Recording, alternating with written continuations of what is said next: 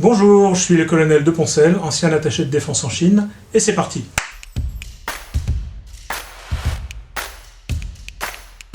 La diplomatie de défense, c'est l'ensemble des actions internationales du ministère des Armées qui, au service de nos intérêts stratégiques et de notre politique d'influence, concourent à notre stratégie de défense et en particulier au soutien de nos opérations. Il s'agit notamment de promouvoir nos capacités opérationnelles, de créer ou de consolider des alliances et des partenariats, de mettre en œuvre des actions de coopération avec des partenaires en vue de développer l'interopérabilité avec nos forces, mais aussi de contribuer au développement capacitaire de nos partenaires dans nos zones d'intérêt.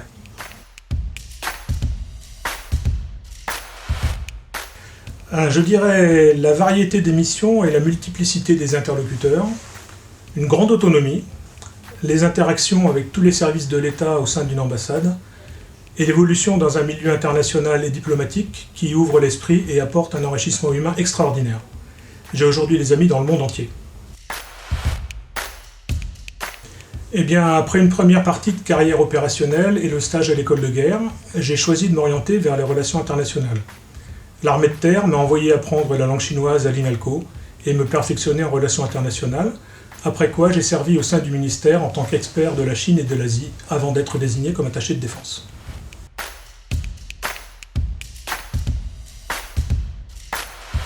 Elles étaient à la fois formelles et cordiales. Ayant fait 2 séjours comme attaché de défense en Chine, je connaissais bien mes interlocuteurs. En outre, l'excellente réputation dont jouissent les forces armées françaises en Chine donne du crédit à l'attaché de défense. Mais comme vous le devinez, les interactions étaient aussi marquées par un grand formalisme et l'accès aux hautes autorités était très restreint.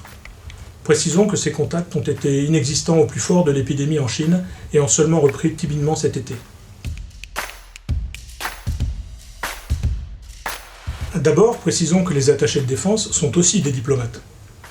Quant à l'immersion dans le milieu diplomatique, je retiens qu'elle impose le devoir d'excellence, une grande rigueur et honnêteté intellectuelle, une fidélité sans faille et une grande souplesse. J'en citerai 2.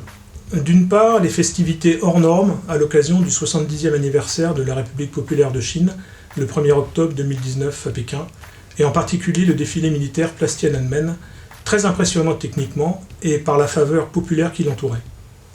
Et d'autre part, je citerai l'épidémie Covid, l'aspect lunaire de la vie en Chine au plus fort de l'épidémie, et l'extraordinaire travail de l'ambassade pour évacuer nos ressortissants de Wuhan et pour faciliter l'approvisionnement de la métropole en masques et en tests. Mais je vous en prie, et comme vous voyez, diplomate et militaire, c'est tout à fait compatible.